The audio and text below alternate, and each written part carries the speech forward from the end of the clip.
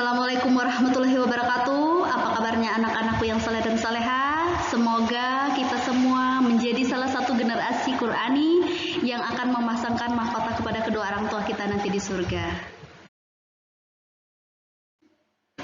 Dalil yang kita ambil hari ini adalah Quran Surat Al-Isra ayat 36 yang artinya, dan janganlah kamu mengikuti apa yang kamu tidak mempunyai pengetahuan tentangnya. Sesungguhnya pendengaran, penglihatan, dan hati semuanya itu akan diminta pertanggungjawabannya.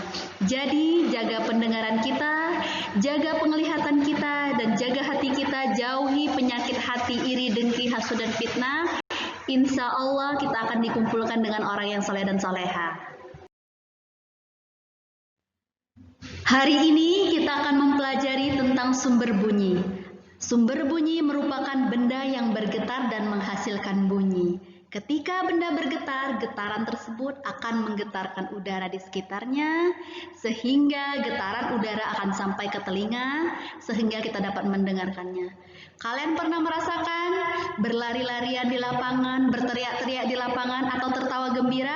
Kenapa sih teman-teman kalian bisa mendengarkan suara kalian? Padahal lapangannya luas. Hari ini kita akan membahasnya bersama-sama. Ada beberapa contoh sumber bunyi, contohnya pita suara manusia, garpu tala, alat musik seperti gitar, seruling, dan drum, serta mesin bermotor. Yang pertama yang akan kita bahas adalah pita suara manusia atau kita sendiri. Suara manusia berasal dari pita suara yang bergetar. Jadi, di pita suara kita terdapat otot yang dapat menggetarkan pita suara, yang dapat mengatur tinggi rendahnya suara. Jadi apabila pita suara kita menyempit, maka suara yang didengarkan akan tinggi. Apabila pita suara kita melebar, maka yang dihasilkan adalah suara rendah. Sumber bunyi yang kedua adalah garpu tala. Ini seperti gambar di samping adalah contoh garpu tala.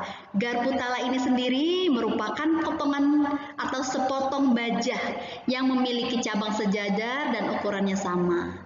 Ini garpu tala ini dapat menghasilkan bunyi ya. Caranya bagaimana? Ketukan garpu tala ke sebuah benda keras, maka garpu tala akan bergetar dan mengeluarkan bunyi. Contoh sumber bunyi yang selanjutnya adalah alat musik. Jadi, suara alat musik berasal dari getaran alat musik. Contohnya gambar di samping. Sebuah seruling berasal dari udara di dalam seruling yang bergetar karena ditiup. Ada lagi suara gitar berasal dari getaran senar yang dipetik. Contoh yang lain, suara drum berasal dari getaran membran drum yang dipukul, dan berbagai contoh yang lainnya ya, banyak alat musik ya.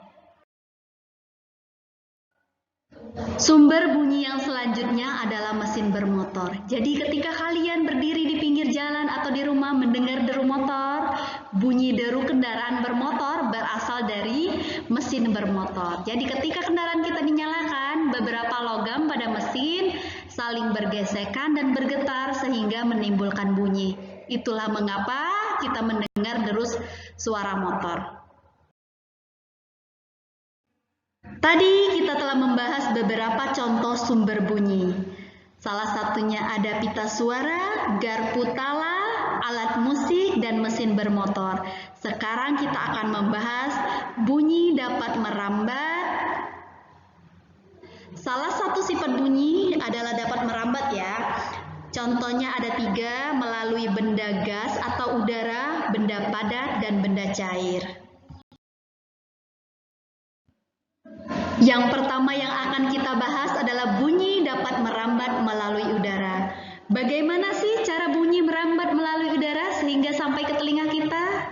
Getaran dari sumber bunyi yang menyebabkan molekul udara di sekitar sumber bunyi bergetar.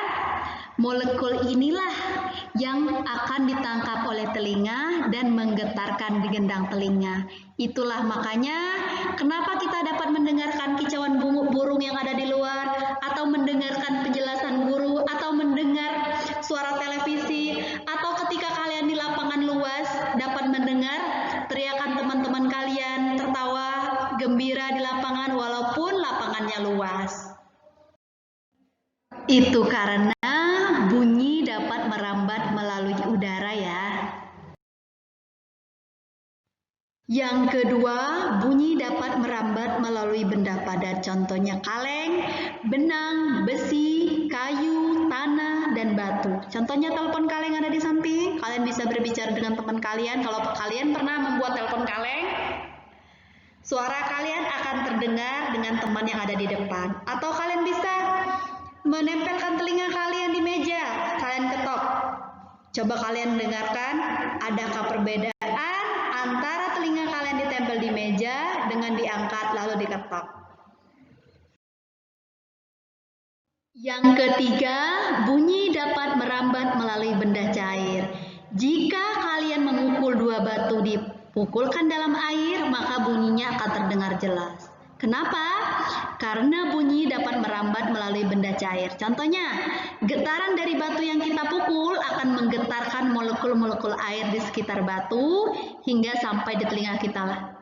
Contoh lainnya, lumba-lumba, paus dapat berkomunikasi dengan sesamanya karena bunyi dapat merambat di dalam air. Bahkan, paus dapat berkomunikasi sejauh ratusan kilometer dengan paus lainnya. Kalian bisa cobakan sendiri contoh di rumah, ambil batu, kalian ketokkan di dalam air. Bisa tidak terdengar dengan kalian. Hanya ini dari Ibu, semoga bermanfaat. Apabila ada yang kurang jelas, silakan ditanyakan. Wassalamualaikum warahmatullahi wabarakatuh.